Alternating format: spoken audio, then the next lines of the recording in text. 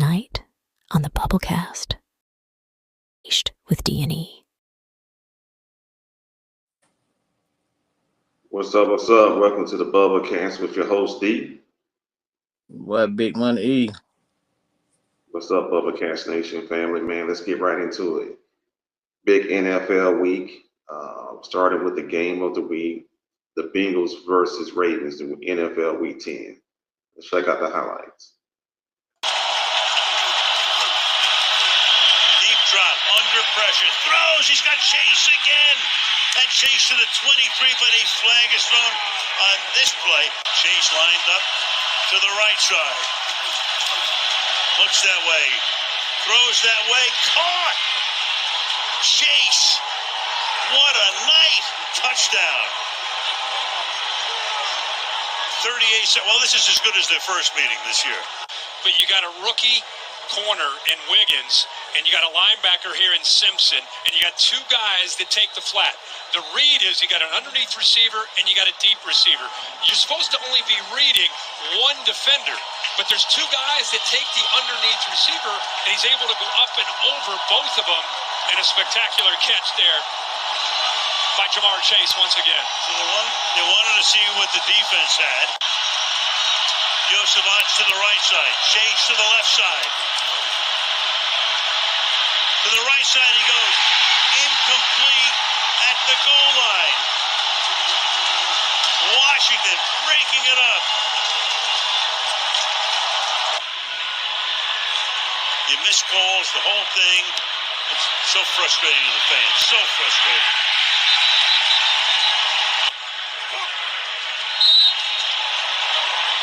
That'll take us to the finish line. 35-34. Burrow tonight, 4 touchdown passes, 428 yards. Jackson tonight, 4 touchdown passes, 290 yards. We've seen it, Monday Night Football when the Tampa Bay Bucks didn't go for 2 points. They got killed through the media. And here it is. We saw the Bengals go for 2 points and go for the win. They didn't come through. But overall, exciting game. But what you got to say about Joe Burrow, him and Chase? I mean, what more can you ask for them? Hey man, this is the second time they both went off, man. They got a good, they rivals, man. You know what I'm saying? They know how to play each other, man. And just like the second time, they both put up some big numbers, man. Joe Burrow threw 5 touchdowns the first time they played. Chase went for 2 touchdowns that same game, and then this recent game they went off again, man. They know how to play Baltimore, man. But to me, man, I feel like this is at this point is a coaching issue, man. They got the talent, you know what I'm saying, but Zach Taylor, man, I don't think he's gonna be around for too long, man, because he coaching like he playing Madden. In that situation right there, man, you don't go for 2 points in that situation. I know you want to be aggressive and stuff, man, and try to win the game against a rival opponent, but in a situation like that, man, you got to take that point down. You got to take that to overtime. You playing too aggressive, man, with the talent that you have, man. You give your team an opportunity to win, man, because Cincinnati, man, is not a bad team. It's just they been. I feel like it's a coaching situation at this point. The talent is there, but the coaching is not. They playing too aggressive in the wrong moments, man. In certain situations, they turn the ball over in the wrong situation. They can get the ball downfield, man. They didn't play good defense. But that game, they didn't play defense. Lamar Jackson threw 4 touchdowns. So I think if they get their defense on the rep and the coaching situation situated, man, they'll be a force to be reckoned with, dog. And talk about the back and forth game. In Jackson, Burrow, this is the second time in, I think, in 3 weeks they played. The first game was in Cincinnati. Yeah. Baltimore came back and won. But, if you're Cincinnati, the window is closing. You lose. This is second division game you don't lose. I think they went 4-6 now. Yeah, they lost it. Yeah. Yeah, and right now, they can say it's a coaching issue. They're going to have to get it together overall because right now they got one of the toughest schedules coming down in the stretch. I think right now they can't afford to lose any more games. This one, like you said, they should have kicked the field goal, went into overtime, and played it out because at that point you're even. It wasn't like Baltimore was heavily dominating on the offensive end. I mean, you could have got a 3 and out and got the ball, but in that case, you're right. You kick the field goal, in my opinion, and play it out in overtime. Give your guys a chance to win. Yeah, man, and they still have a chance to make the playoffs, man. But if they don't start winning soon, man, their window gonna be closed on their playoff luck, man. I mean, because you still have a few good weeks left, man, to even come up, at least to make a wild card. You know what I'm saying? They still can make a push for it, but if they don't get that the situation unwrapped, man, they just gonna be a losing season, man. Cause they still can beat out Pittsburgh and all the other teams, man, for a playoff spot. So they still got a chance, man. They just need to hurry up and wrap it up for real. They need to turn this thing around, man, and get something popping. And speaking of Chase, he gambled on himself. He didn't take a deal. Looks like they're gonna have to bring a Brinks truck at the end of the season. He keep his production going on, man. I mean, he in Baltimore. What were you doing that game? They never double teamed him. He was killing their ass, They left and right. he went out the first game like that, man, and then he actually went for more this second game, man. I don't think Baltimore got an answer for him though. In the future, man, they may end up putting somebody on him, man, to slow him down. But man, these last two outings, man, he went off in both games against Baltimore this year. It kind of reminded me when AJ Green used to smoke their ass years ago. They could never stop AJ Green when he was at the Bengals, and now they got a new threat, Chase, that's killing their ass each and every time they play.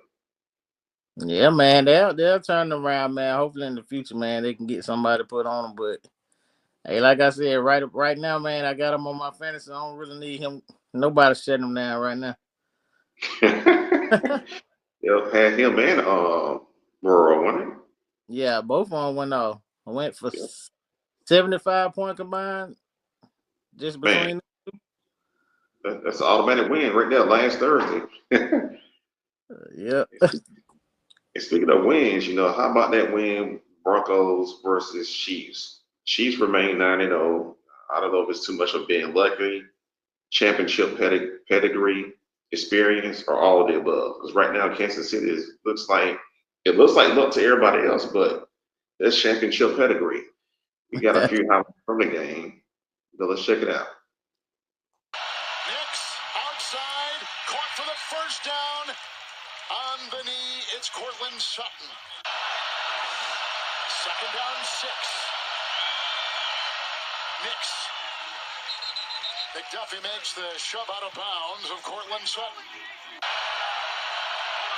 Audric estimated the back, and the call, and the first down. Bulldozing his way into Bolton. Has the first down.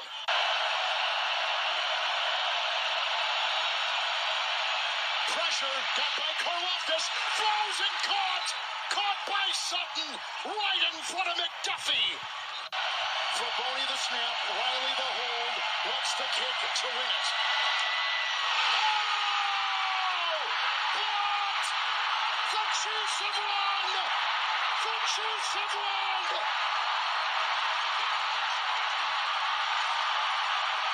A 51, I think it was Dana, who got through.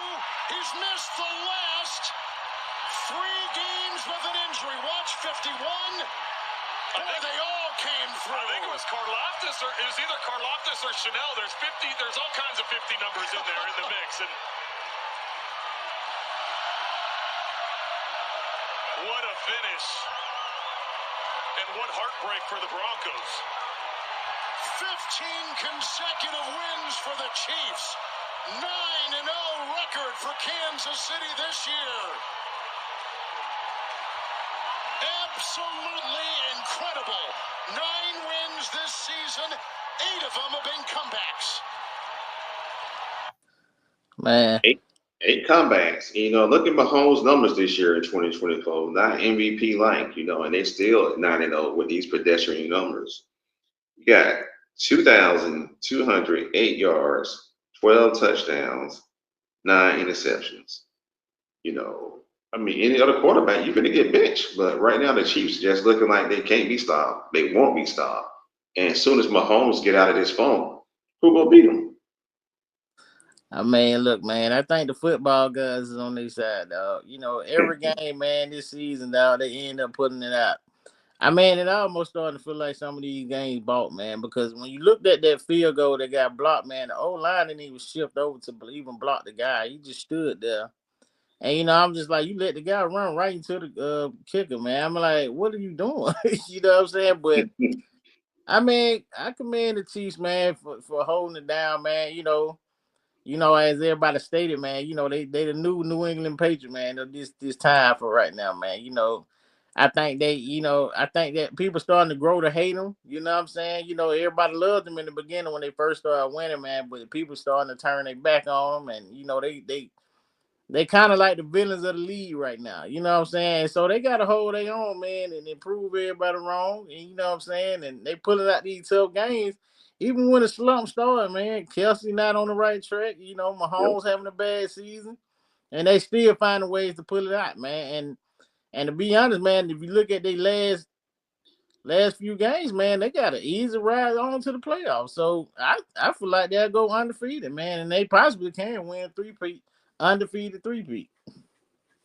That will put them in one of the greatest NFL dynasties. If they can go undefeated and win a Man, three-peat, they got a tough hurdle this Sunday, though. They play Buffalo in Buffalo. I mean, yeah, and Buffalo. that's the last tough game. If Buffalo can't pull it out, man, I'm telling you, they going undefeated all the way to the Super Bowl, dog. And I feel like if they can beat Buffalo, which they always have the edge over 'em, you know what I'm saying? Josh Allen, and everybody, Cincinnati, Baltimore, Buffalo, they all had the same results when they played KC, man. They end up last second penalty calls, you know what I'm saying? Everything goes KC way, man. And it always come with a bad call, you know what I'm saying, or something crazy that happened in that game. So we got a big game Sunday coming up, man. And I think this the last team that I feel that can give them a run for their money before they get to this last easy little schedule at the end right here. But we'll see how it go, man. I'm definitely gonna be tuned in to watch that. Yeah, at some point, you got to ask if you're Andy Reid, do you want to go undefeated, go for the record, or do you want to start, resting guys early on? That the stress of going undefeated. We saw how that can happen to that New England team that year. They went undefeated with Randy Moss and Brady. You know, I mean, this may be the last hurdle, but do you really want to go all in for that 17-0 season? Because they will actually match the Dolphins record if they go 17-0. Then it's enormous pressure. You gotta win the Super Bowl if you go Yeah, 17-0. yeah, Right now, like you said, looking like everything tipping in their favor, the calls, the sloppy plays being overlooked in terms of other players stepping up and performing, and those key acquisitions they made, getting back Kareem Hunt and trading for Hopkins, just like that, the rich is getting richer. They're just filling in the gaps, and everyone is on the same page. Like you say, we got to wait to see what happens. and yeah, man. I mean, fellow New England fan, man. Still my boy, man. But I mean, that year we went undefeated, dude. I'm telling you, man, we should have lost at least one game because we did put a big target on our back. And then, week 17 that same year, they beat the Giants, and the Giants, held a grudge against that whole, so they put a lot of pressure on our, they came out there hard, man. I'm talking about week 17. Randy Moss caught his 23rd touchdown, man, and Brady threw for his 50th touchdown, man, that same game. And so they got embarrassed, man, and then they went undefeated on the Giants the last game of the season, and they ended up meeting up in the Super Bowl, man, and the Giants, man, they remember that game and they came out there and put pressure on Brady. So when you talking about going for an undefeated season, man, teams gonna actually play a little harder, man, and when they play you, even in the playoffs, every team go hard in the playoffs anyway, man. So Yeah, even if you make it, we saying that I'm saying they can make it because they is a dominant team and they can make an undefeated three-peat in my opinion. But I'm just saying, like, when you have pressure on you like that, teams play different in the playoffs, man, and so it's gonna be a big deal, man, if they week 16, 15, 16, they don't rest them players. and they end up going undefeated, man, I'm telling you, it's gonna be a big target on their back during that playoff run. Yep, and everybody got a target on them. And these some of the teams in the AFC are pretty good too. Quietly, you got San Diego Chargers 6-3, Buffalo LA at 8-2. Chargers. They ain't in San Diego no more. Hey, I'm still working on it too. I slip up to still call them San Diego myself. I gotta get used to saying LA when it comes to the Chargers. Yeah, the LA Chargers, you know, the Buffalo 8-2, Pittsburgh, 7-3 or 7-2. I mean, teams are quietly, looking good. But like you said, at the end of the day, you got to beat Kansas City in Kansas City. It looks like they're gonna lock up home field.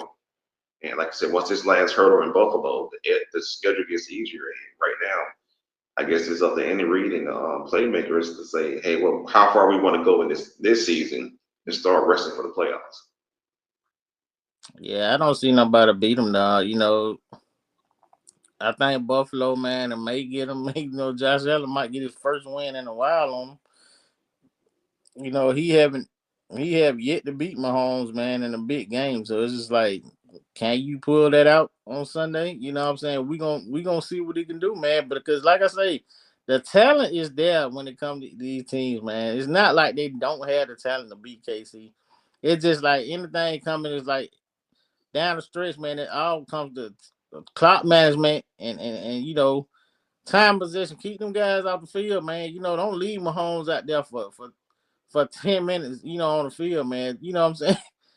Try to Yeah, stay on the field as long as possible. Keep him on the bench. You time possession, man. Try to beat them with the clock. You know what I'm saying? Get them a few moments on the field, man, and try to dominate while you on offense, man, and keep them guys on the sideline for a long time, man, and try to, beat them through time and possession, man. I feel like that's the only way you can get them. yeah, that's true. And we got to wait and see how it's going to play out. But it's going to be interesting to go up and down the stretch. And I like that key word you used a few moments ago, dominating. And that Sunday night game against the Lions in Texas was a tale of two halves. Because in that second Yeah. half, per domination by the Lions, they just came back and just Texas had no answer.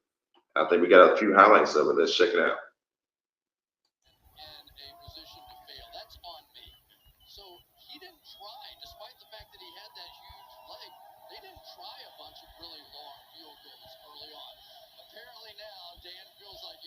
For Bates, back in his hometown area, and he thought his dream of football, which didn't go through that typical Texas high school kid playing on Friday night under the big lights, that wasn't the case. He was a soccer player. He was a kickoff specialist at the multiple colleges he went to.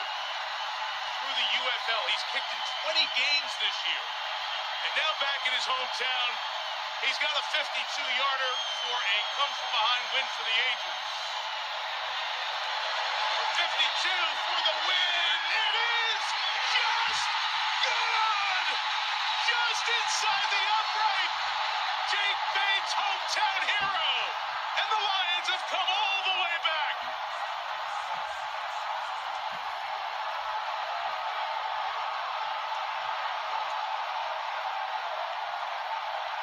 A remarkable victory, 19 unanswered points.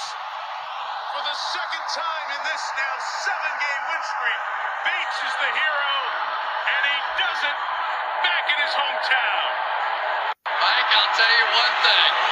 It's a good thing they didn't put an extra coat of paint on these uprights because we have seen them slide by all night long one more time. What a football game.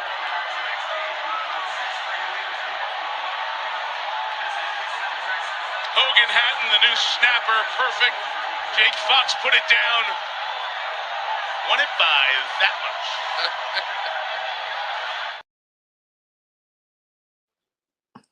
Look at this going on with CJ Stroud. You talk about a sophomore slump, man. It's like he can't get it together.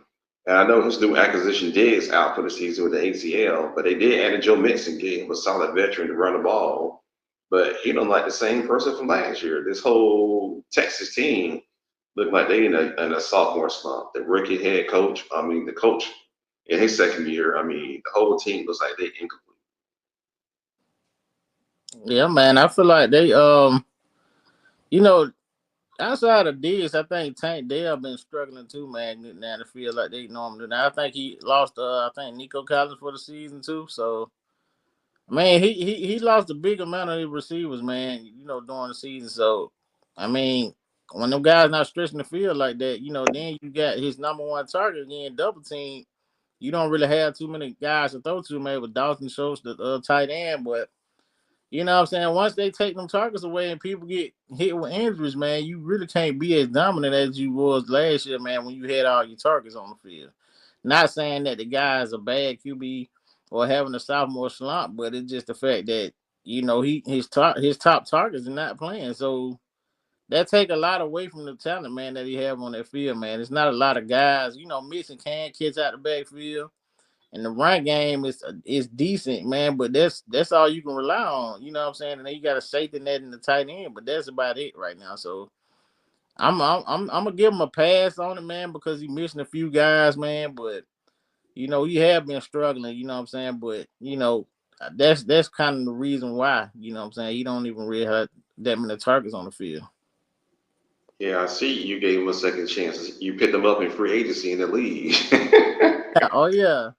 Yeah, Got my I backup, felt him. man. I hate to get somebody. That's my guy from last year, so I'm gonna have him out there for him. And look at the Lions, man. The Detroit Lions, what they 8-2, I think. 8-1. Seven and Yeah, two. they looking. Jared Goff has reinvented himself. I mean, talk about a rebirth. There was a massive divorce. What happened in the LA Rams? They got rid of him to Stafford.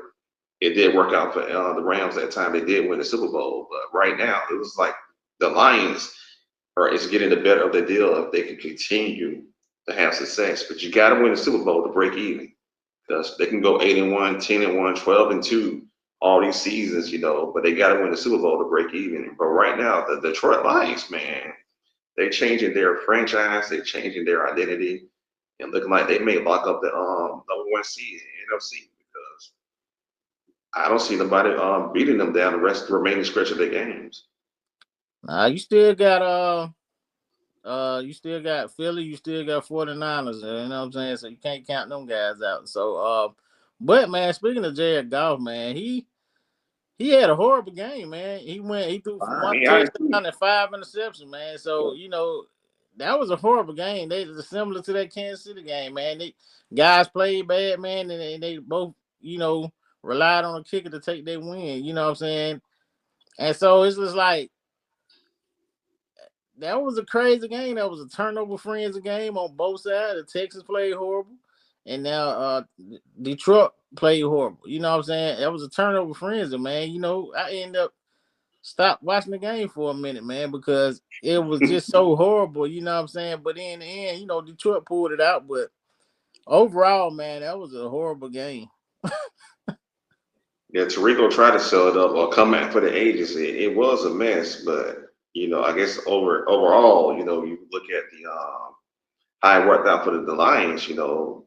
It's critical now because I believe they're the number one seed in the NFC right now. Uh-huh. They got two losses, and we'll put their schedule up on the screen. They last remaining schedules look pretty favorable going on, but this can change. Like you said, the playoffs is anybody win. But it's right now getting that bye week and getting that the rest. It's like the Lions may wrap it up, but who knows? We got to see how it plays out. Yeah, man. There's only a few teams in the NFC. NFC is not as powerful and strong as the AFC, man, but they got a few teams, man, that's kind of trying to make some noise, man. A lot of teams shoot, man. Even Green Bay, they silently creeping. You know what I'm saying? You look at these guys, man. When you have a team, man, nobody pay attention to the quiet teams, man. They creep up on you real quick, man. So Yeah. got to be on the lookout. Like, look at the Falcons, man. They struggle.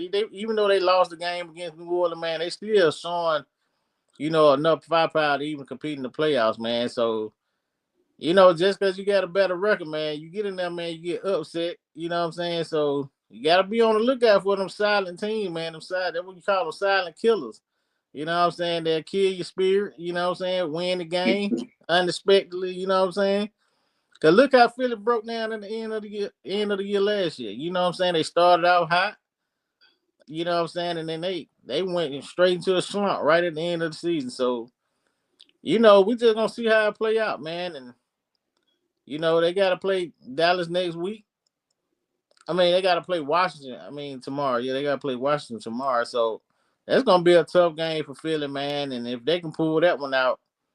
Oh yeah, speaking of Washington, that's another team that's in the hunt too. So that's gonna be a dominant game tomorrow night, man. We're gonna see how it goes with Jaden Daniels and Jalen Hurts, man. So that's gonna be a good matchup. I can't wait to watch that one. They're gonna be pretty interesting. I know you mentioned the Falcons. They haven't played a complete game for me yet this year. Some of them games they have won came courtesy of the division because they won three in a row. They beat Tampa Bay twice. We beat the Saints and Carolina won. So majority of our wins are early division wins. And right now the Atlanta's sitting at 6-3, and they play Denver in the Mile High Stadium. That's that right. That's gonna be tough. It's gonna be a tough game, man. It's gonna be a must win too because you let the Saints slip up and should have won last Sunday in New Orleans, but it's gonna be a tougher game to me in Denver, and it's a must win. And And like you especially, said, Washington, yeah, Washington to me, they one of those quiet teams, but they kind of like the pretenders right now nice. because yeah, I think they pretenders right now. They winning a lot of games. Dan Quinn and his philosophy, we're gonna move fast and everything he said here in Atlanta, but I just think they're gonna collapse either towards the season or they for sure gonna lose that early playoff game in the Commanders. It's gonna, I think they too much right now. They pretenders. I mean, you can say that, man. Because basically they got a rookie QB, man, which I like him. I got him. Nominee for the rookie of the year. You know what I'm saying? And I feel like he outplaying, Caleb Williams, man, in Chicago. So Yep. I don't see no other rookie winning it over him. But you know what I'm saying? That he got Washington looking real good right now, man. But like you say, I don't see them going as far, you know what I'm saying? Because, like I say, man, we were just talking about it, man, how the way teams turn up and play differently, man, and during that last stretch and trying to make the playoffs. And, even in the playoffs, man, who they going to match up in the first game, you know what I'm saying? And it more than likely going to be a harder opponent because if you get that 8th seed, you more than likely have to play the number 1 seed, you know what I'm saying, the following week. So, and that number 1 seed is a tough team. So, they got the number 1 seed for a minute. And basically like the last team, which I don't know, it's gonna be between the Falcons and Washington, man. It's gonna either make that wild card. Because I feel like Washington will make the playoffs. But it'll be between Washington, the Falcons, and Green Bay that's gonna either be in those top last spots in playoffs for the NFC. Yeah, because the Falcons are they still kind of in control. They can win the division, and that can one up the Redskins because the Redskins still fighting against the Eagles uh, for the NFC East.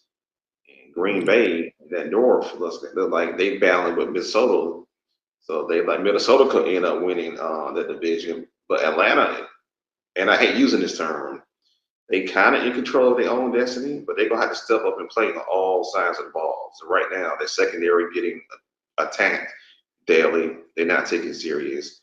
Offense can't stay consistent. We don't know if we want to pass the ball with Cousins 50 times a game or run the ball with Algier and Pitts off and on his whole career. Atlanta gonna have to really get it together because technically they can still win. I think they should win a division, and those other teams right now are balancing out, and that should give Atlanta at least the upper hand, at least for the playoff position. Yeah, it all depends on the matchups going towards the end, man. Speaking of Minnesota, man, I hate it. I feel like they the pretenders, man, because at the end of the day, they started out hot, man, and I think the last 2 games they just been looking real bad. You know what I'm saying? Even with Jefferson and Darnold combination, man, they haven't been giving him the ball like that, man. He been getting doubled a lot. You know what I'm saying? So Minnesota really haven't been looking that good. And then speaking of the Falcons, man, you go back to them, man. They playing two dimensional. They come to the game. They don't know what they want to be during the Yep. game. You know what I'm saying? It's just like your game plan is off. You know what I'm saying? Because at the end of the day, man, you going into a game. You like you said, they want to run 1 minute, man. They got to go with their strength. You know, and their strength is the run, but you have to run to open up the pass, or you can do it in reverse, or you can pass to open up the run. You know what I'm saying? Because they have to find out what they're gonna be early on, and this thing like every time they get out there, man, it's like they trying to find themselves in the first quarter, look horrible. You know what I'm saying? They pick it up in the second. You know what I'm saying? But then in the end, it's too late. Now you depending on Koo, and Koo missed like 3 field goals last week. You know, I feel like they find themselves too late in the game. You know what I'm saying? Because they start off too slow to me. Yeah, that Saints game, they did start off slow, gave them 2 touchdowns. And speaking of starting off slow, I think the last NFL highlight we got is the Eagles Cowboys. We kind of changed up the highlight because it was basically all Eagles that whole game. So we try to give a little footage to the Cowboys, what was positive. But they got a lot of big negatives coming up and see how they go forward. But let's check it out, Eagles Cowboys. Forced it, and the Cowboys recover at the 5-yard line. Welcome back, Mr. Parsons, and he is making himself felt on that football field. Here we go. He still has it. CD Rush throws. That was intended for Ferguson. And he's had some deep balls this year. This one a chippy, and it's good from 23 out. They bring in Parsons on first down. I think he's earned that right. Open. That's AJ. Out there now, and they're playing their best ball. You know Kansas City just doesn't lose. First and 10 after the scramble by Lance. And lofts it, and he's intercepted. 5th turnover committed by the Cowboys as Gardner Johnson is the one who comes away with the football. We all talk about Barkley and Hurts. They've got so many weapons, but this starts up front on the D-line and O-line. They are dominating right now, and they are real super. You know, that's crazy because, you know, when you look at it, a lot of analysts were saying Cooper Rush had the command of the offense over Dak. He ended up throwing for only 45 yards. And looking at the stats, you know, McCarthy has already announced that he's going to get the start in the next game, Monday night, I think. And right now, if you're the Cowboys, you already know Dak out for the season. He has season-ending surgery. You know, your confidence is shook.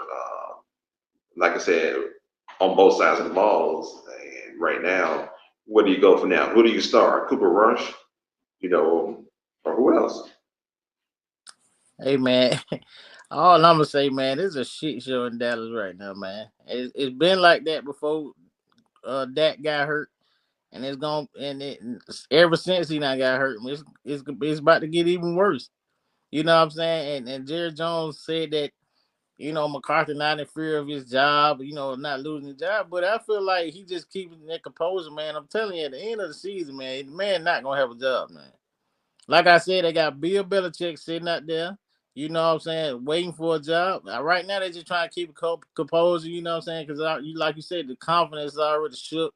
You really don't need to threaten no coach in a situation when they already playing bad, you know what I'm saying? So you don't really want to create no more drama in the locker room. So, you know, keep the peace, man. Keep it cordial for now, man. But I'm telling you, man, at the end of the season, the guy not going to have a job no more.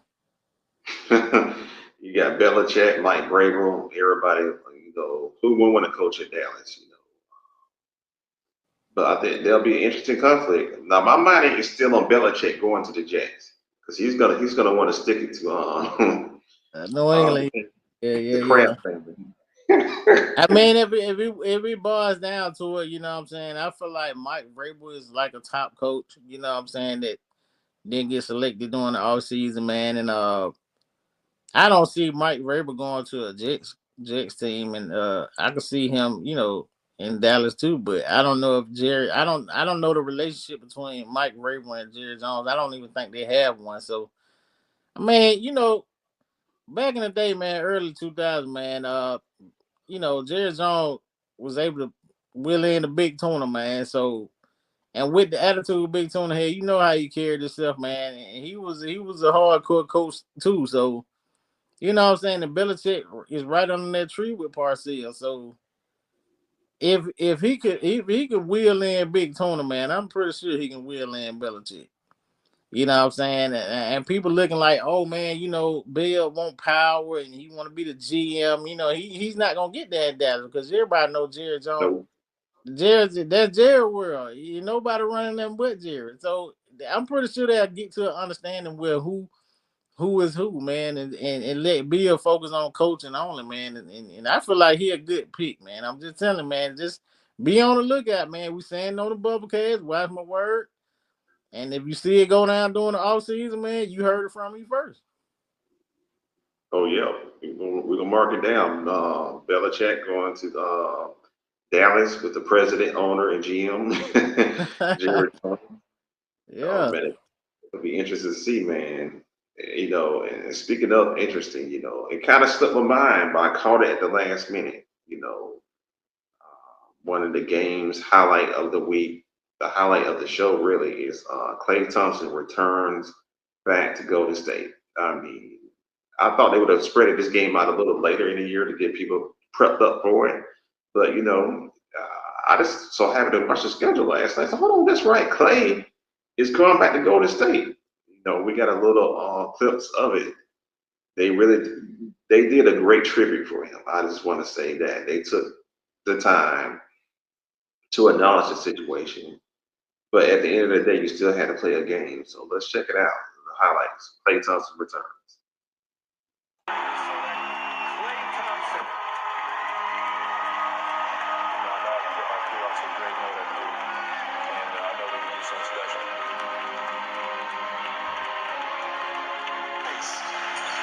Thompson three. Wow. If you're wondering what the NBA record is for most points in a quarter, you just watched it. 14 threes in a game.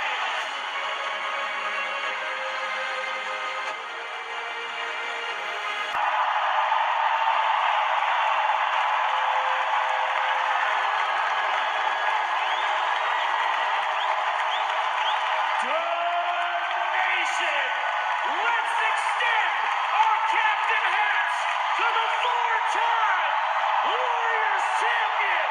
He's back! Playing in his 12th season out of Washington State University, number 31, Clay Thompson.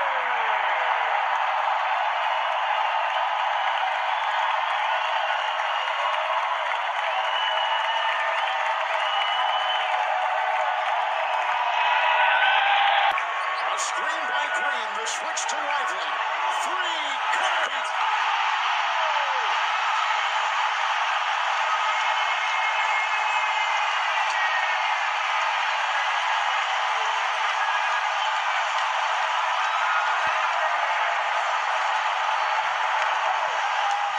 26 seconds to go. Irving outside, Clay on top, Grimes with a three. Big hit. Big time hit. Curry's got a 1-point game. Oh, foul. Get a foul. Wiggins to Wiggins. Weaving and finally fouled. And it was Clay Thompson who picked it up. Five on Clay. First of all, let's say this. Huge shot there by Grimes. My goodness. Wow. He's only been shooting 33% from three. Well, if you're Steve Kerr, why don't you get Buddy Hield in the game here for either Wiggins or Kuminga? You got to get a better free throw shooter on the floor here. No fouls to give either way. 13.9. I would double team Curry. And they're on him. And Grimes is reaching in as was Irving. And Steph tonight from the line, 2 or 3. The lead is 2. He made it, but he's not happy about it. He likes to hit all net. That is a lot of rim. Golden State in this game has missed 11 free throws as it is.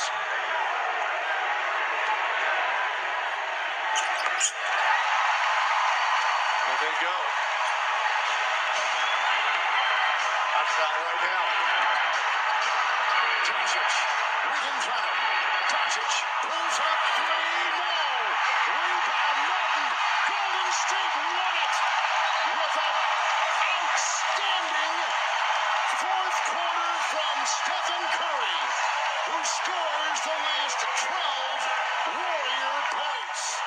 On the return of the great Klay Thompson to the Bay Area.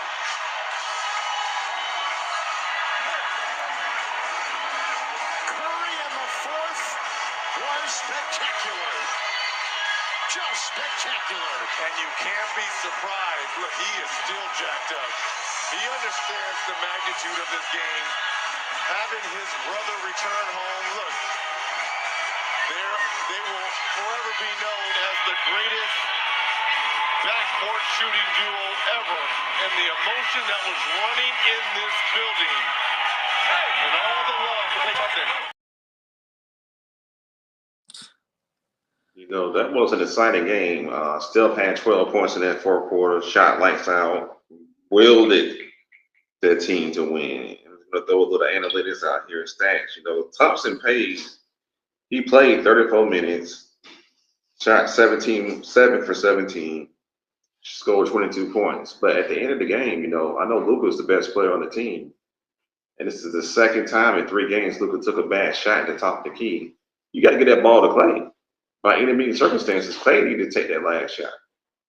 Man, you said you forgot Kyrie, man. You gotta start leaving Kyrie out. You know what I'm saying? He's a killer too. So Yeah, you know, now Kyrie, I feel like that last game, Kyrie shot the ball. He had 44 points against the last game. So he took the game winning shot but missed that last game. yeah. I mean, you know, Steph man say he wasn't letting that happen in his house, man. You know what I'm saying? Hey, Steph, hey man, Steph said it's not happening, man. You know what I'm saying? We miss you, brother. We love you, but you know, you're not coming in my house, beating me in my house on my court. You know what I'm saying? I mean, he shut it down. You know what I'm saying? He spoiled the whole. They gave him a great tribute. You know what I'm saying? But they spoiled it. So I mean, it was a good game overall, man. And I feel like you do want to put the ball in Luka's hand, man. But when you surrounding yourself with other players like Kyrie and Klay, man, you got to get other guys the ball, man. You know, Luka does draw a lot of attention on them last second shots, man. You know, he get, you know, most of the time he getting double. You know what I'm saying? And he can't come out the pick like that, man. You know what I'm saying? But a lot of them shots he will make them, but. Yep. I mean, like I say, man, in the last few games I saw Luka play, man, look how sloppy, man, overweight. You know what I'm saying? And it's like, and I'm not trying to be funny, but the way he plays in the last minutes is like I'd rather have somebody like Kyrie or you know somebody with a more elusive player than Luka in that situation, man, because I can run a pick off Luka, you know what I'm saying, and get him open, but man, he should have had a ball in his hand. You know what I'm saying, for the last shot. I mean, I think somebody can dish the ball to him and he take the shot, but not him with the ball in his hand the whole time.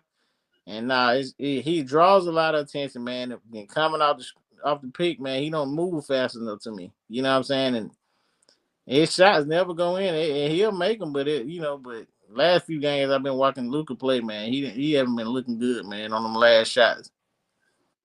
Yeah, that is the second out of 3 games he took a bad shot at the key. Called Jason Kidd to get a rip for the reporter. Jason Kidd snapped on the reporter. Don't ask a dumb question. Luka, our best player, but that still was a bad shot. It just in this game right here, Klay, they didn't double team Klay. You know, Kyrie, I think, was heavily guarded. Luka was guarded at the top. You got to get that ball off the Klay. He had a 1-on-1 advantage in that corner, I think, at the top of the right key. But it was a good game, and this could be just one of 3 more games I think they got to play. 2 in Dallas and 1 more in Golden State. And it's going to be pretty interesting to see how, you know, we don't pay you gave him his flowers. Now your opponent coming in. And I think Klay will want to get his get back too. I feel like I did. I feel like you did. You know, his return night, man. I feel like they should have passing the ball, take the last shot. You know what I'm saying? On Clay night. You know what Yep. I'm saying? You know what I'm saying? Because like you said, he was more open than Luka was. You know what I'm saying? He didn't even get double, so I just feel like he missed that that pass, and you know what I'm saying. But you know, they just not playing together, man. This is his first season in Dallas, man. They got to gel together, man. Then plus Clay getting older, Kyrie done got older, man, and so like Luka is like the youngest one out of the three. You know what I'm saying? And man, you know, later on during the season, man, we'll see how they gonna look, man. You know, they just got to gel together first. Oh, yep. We're going to have to see him going out. But it was a good game, you know. The NBA is back.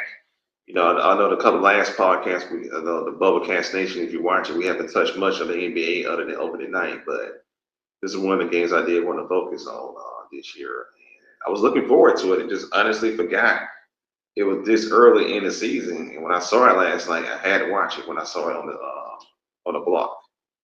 Then you got the tournament starting too, man. The fake championship, y'all so called say, you know what I'm saying? Y'all, Oh, it's yeah. only fake because of LeBron won first. So, you know, whoever win it this year, I guess it'll be real then, you know what I'm saying? It'll be LeBron, you know what I'm saying? A fake in season champ. That's what y'all call it. Eh? He got the Mickey Mouse championship, and now he got the regular Yeah, season hey, ring. everything fake when it comes to LeBron. Ain't nothing real. And speaking of, we talked about bubbles championship, the Bus Show Bubble of the Week. I guess this will be the wrap up of the show. Man, you know, it was interesting. A lot of people to choose from, you know. But I think the crew, I think they made the right decision of who was the Bus Show Bubble of the Week. That's the crybaby out there in Philadelphia. Now I know the situation was touchy. The reporter talked about, you know, his brother who passed and his son. But the reporter did make a good point. Like, you talk about building a legacy, something that they could be proud of. I mean, on the court, you really haven't done anything. You've been a disappointment. The Bus Your Bubble of the Week, you know, goes to Joel Embiid. Let's check it out. A passenger, or I run your shit over like a massive truck, and you left with the questions you asking us. Man, I'm rough with your bubble, it has to bust. Man, I'm rough with your bubble, it has to bust. Man, I'm rough with your bubble, it has to bust. Man, I'm rough with your bubble, it has to bust. The Bus Your Bubble of the Week. You know, from what I can tell you, I've broken my face twice. I came back early with the risk of losing my vision. Had broken fingers. I still came back. So I'm not gonna sit here and be like, when I see people saying he doesn't want to play. I've been way too much. I've done way too much, you know, for this city, and you know, putting myself at risk, you know, for people to be saying that. So I do think it's bullshit. Like that dude, he's not here, Marcus, whatever his name is. I've done way too much for this fucking city to be treated like this. So done way too fucking much. But like I said, I wish I was as lucky as other ones, but that doesn't mean that I'm not trying and, you know, I'm not, you know, doing whatever it takes.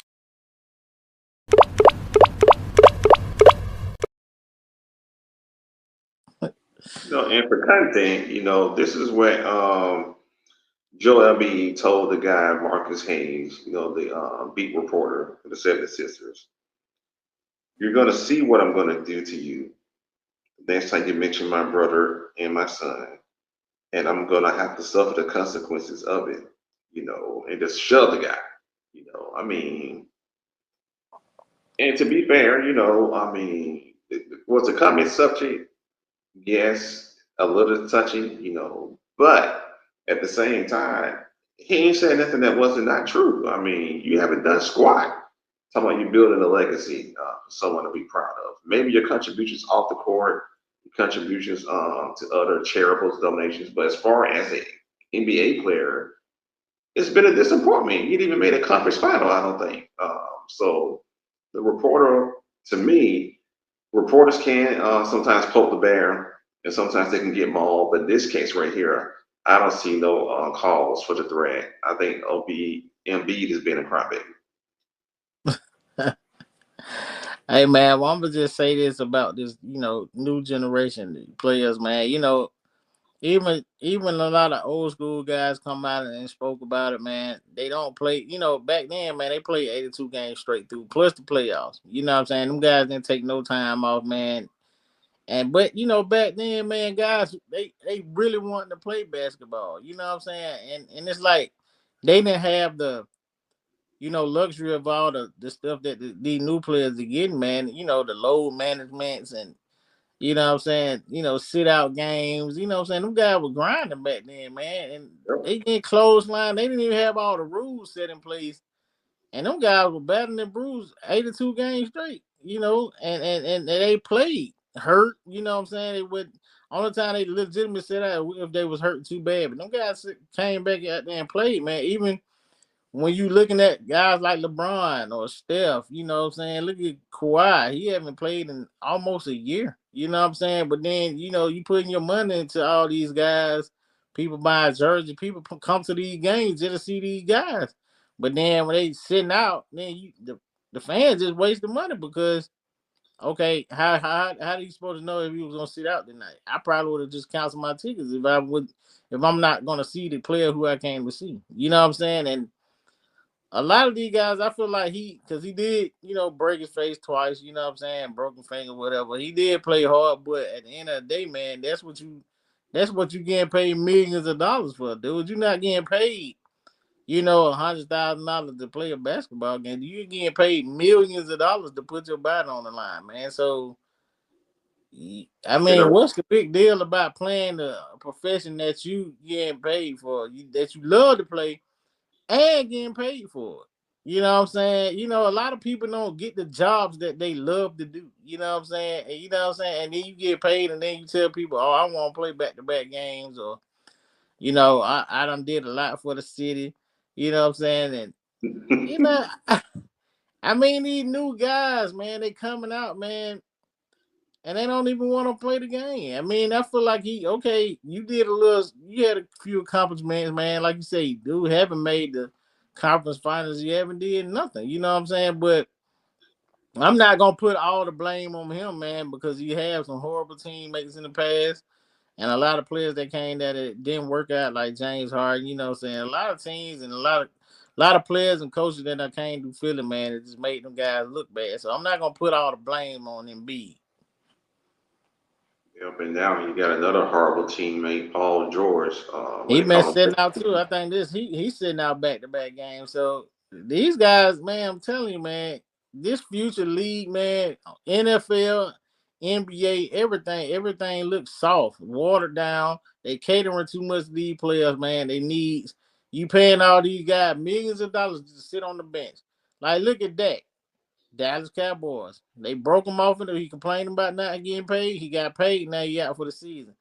I mean, stuff like that, because it's like, dude, what am I paying you for? You know what I'm saying? Now that goes to show you. That goes to show that I'm in for all players to get paid.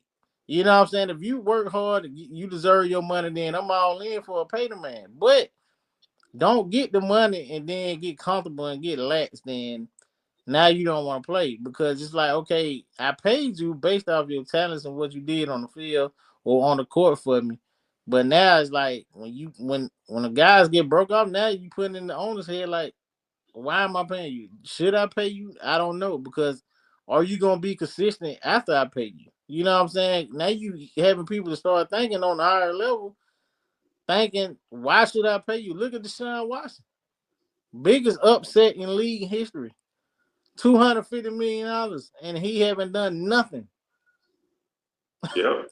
Yeah, I guess You he. I know guess what I'm he. saying? And so you look at stuff like that, and other owners see this stuff like, nah, you just got played by this guy. Why would I pay this guy? You know what I'm Yep. saying? So They you go. had the coaches and you got these owners thinking about NBA. Just because if you look at it right, you got the NBA and the NFL. I'm not gonna put baseball in it because baseball got a different contract rule. They racked up. They got money to blow. so Yep. so when you're looking at NBA and NFL, man, I'm pretty sure the NBA owners are looking at the NFL too. Like, dang, I ain't gonna pay this guy, you know. So they thinking, it's like, nah, why would I pay this guy? You know what I'm saying? And he get hurt or he get lax, or now he look at Kawhi, man. Kawhi he barely playing in the LA. He's always out the game. I'm like, this dude never plays, and they just pay this guy just to sit down. I'm like, look at look at Zion Williamson, man. Zion, man, just got hurt again. Yeah, and the new TV deal coming up with the NBA and where Amazon and Comcast, NBC, them players, some contracts will get even larger for lack of production. And look at the next round plans. They saying possibly Cooper, what's the guy Cooper from Duke? Flag, Yeah, Cooper Flag. Flag. Yeah, he might get like a $75 million rookie deal. Hey, And man, that's like you talking about. I remember back in the day when Allen Houston got $100 million. That was a big deal. When Sean Kemp got $100 million. When Rashard Lewis got $100 million. We thought we were that was like the pinnacle of those contracts. But that's chump change now. These players, like you said, getting maximum deals, $200 million, possibly more, and they ain't doing half the work. If, like you said, if I'm a fan coming to a game, I'm talking about Joel Embiid said, for the rest of my career, I'm not playing back to back. No, man, I ain't even trying to be a part of that. I might even want to watch it on the TV. exactly. So it's just like now you taking away from the fans' excitement. You know what I'm saying? Like he's saying he giving his all to the city, but then when you come on making comments like that, dude, you can't even. You got kids looking up to you, man, and they want to see you. You know what I'm saying? You got a great personality, man, and B, you got a great personality. You joke around a lot, man, but I don't know if he's under the pressure of what happened to his father and his son, or whatever. But I can relate to that situation, and being the star that he is, what I'm saying, you got the cameras flashing all day, man, and in a personal moment like that, you can get a little frustrated with everything, man. So you know, I just but at the end of the day, man, you still got to play, man. If you need to do it, man, take some time off, man, and let everybody know that you need to grieve a little bit.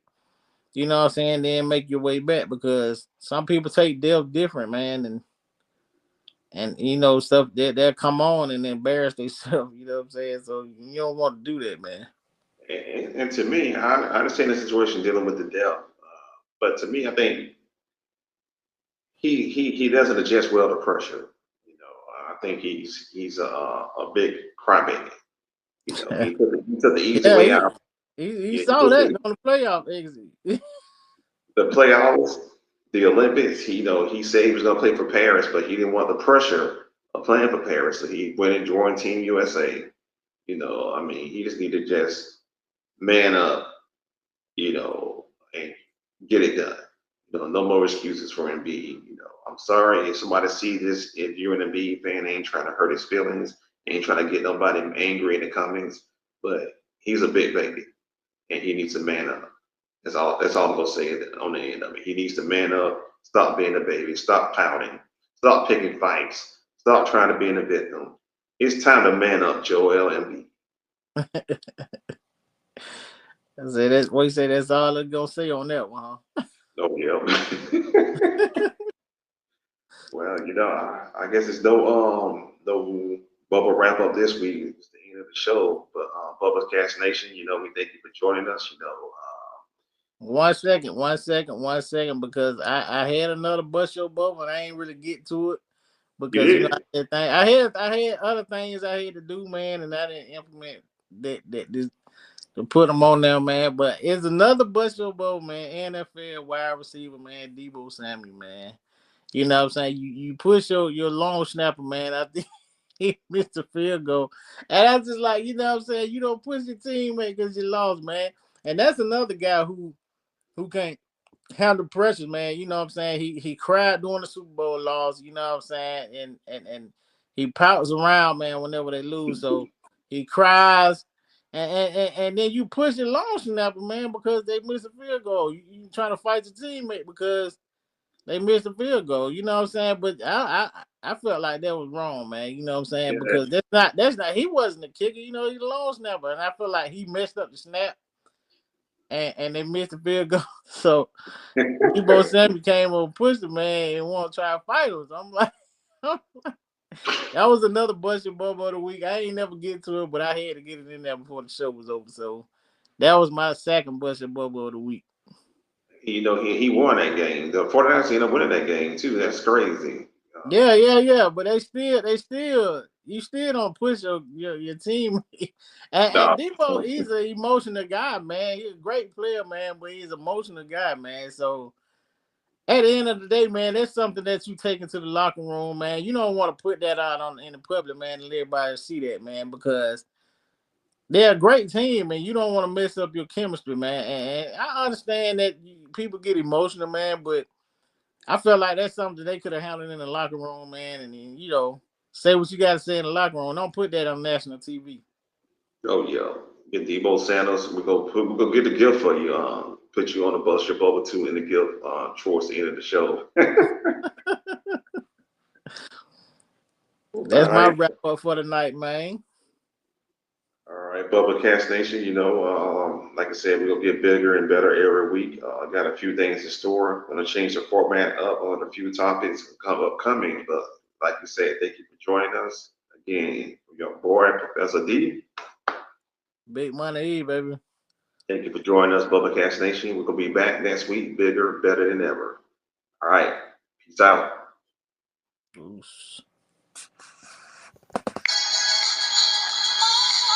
The Bubblecast is proudly made in the great state of Georgia.